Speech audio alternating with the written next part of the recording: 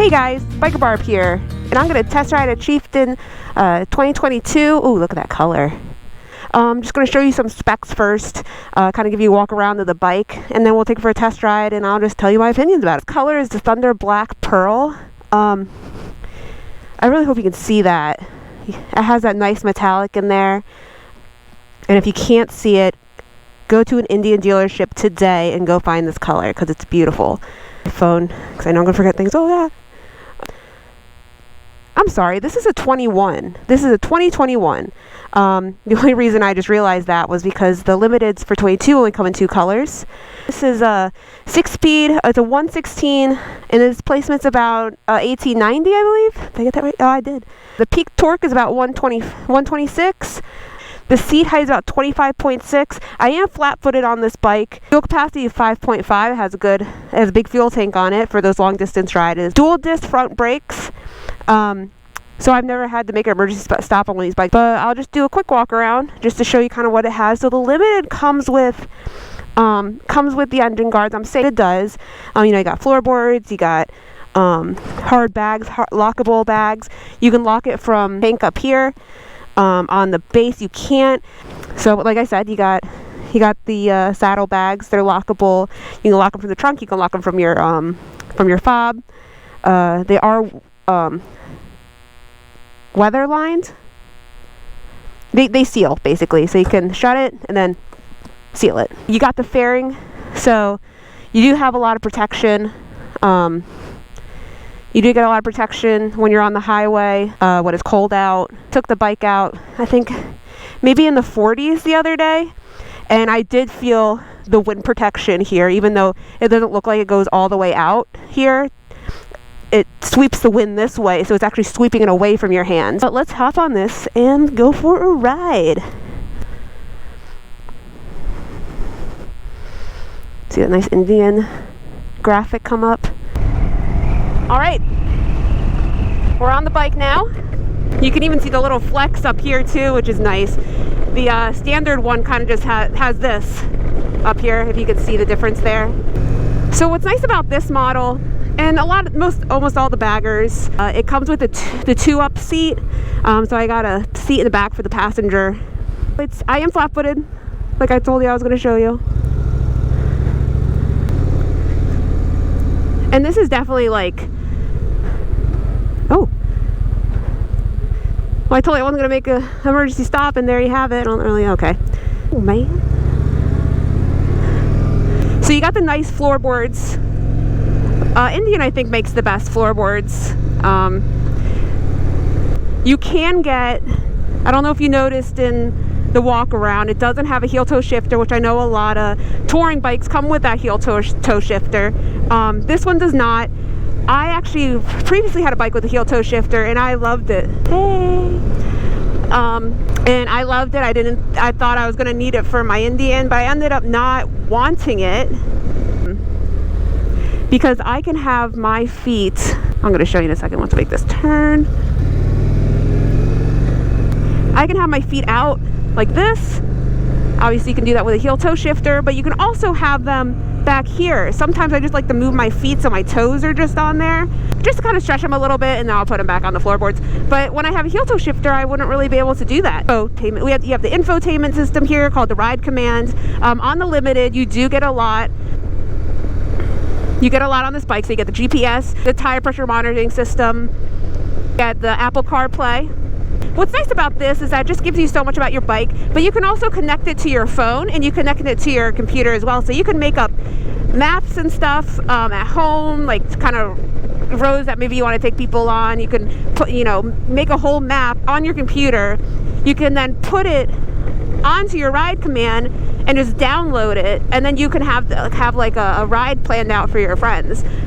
Especially since, not everyone likes to lead, and that's usually because no one knows where to go. At least for me, that's how it is. Don't know like which roads their friends want to take. Do they want to take back roads? Do they want to take highways? Do they want to do both? Do they want to take back roads on the way there, on the highways on the way back, so they can get home for dinner? It's just kind of nice to be able to plan everything and plan your ride, and then just download it onto your Ride Command. What the other nice thing about the ride command is that it really gives you a lot of information about your bike. So here you have your miles or your next fill up, you have your battery voltage, and then you have your miles. You got your PSI levels here. Right when you turn on the bike, you're not going to see those. You're going to start seeing them once the tires start rolling. They have sensors on them. The wheels start rolling, they have sensors on them. Next page is about your current ride, so you can record your rides while you're riding.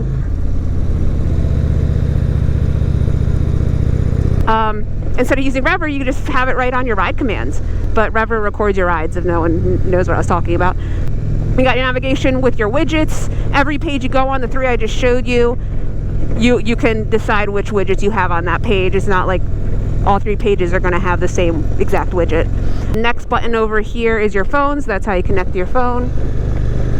What's nice is that you also have a battery tender right there, so you don't have to like reach under your bike or even really install one. You don't need to install one first. Second of all, if you did install one, usually you have to reach under your bike. But Indian thought that one through, and they're like, we don't want any more batteries dying in the winter on us, so we're gonna install one right here. I love how that you have the speedometer here and then the tachometer there.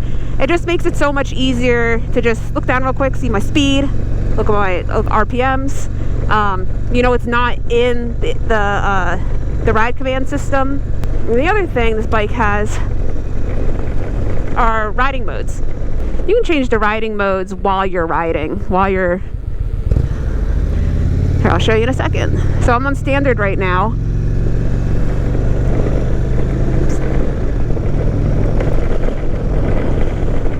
You press this down here, sport mode. You release off the, now you're in sport mode. Woo!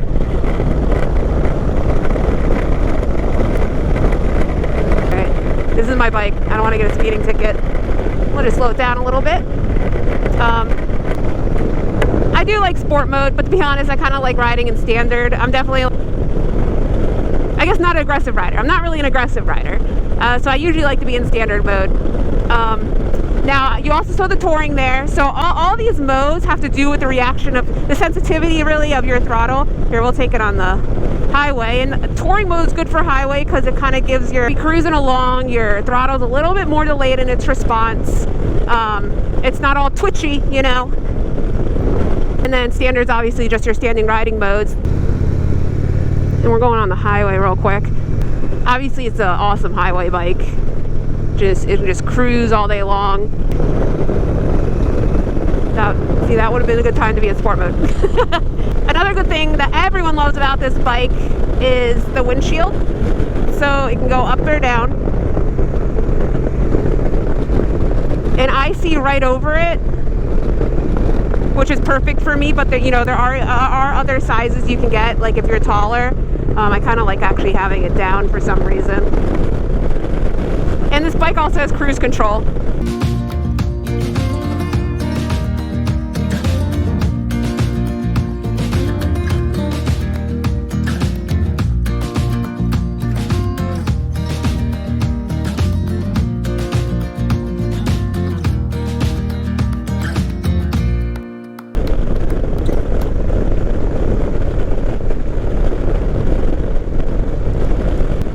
Ride all day on this. This is just such a comfortable bike.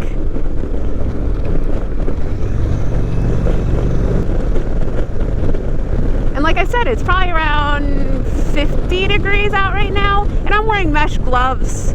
So usually my hands would probably get cold with the wind on them, but this fairing really blocks it really well.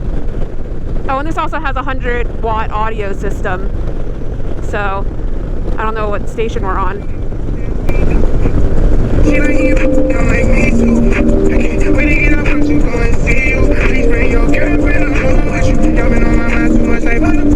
So it's pretty loud, and you can just stop it just like that with a click of the button.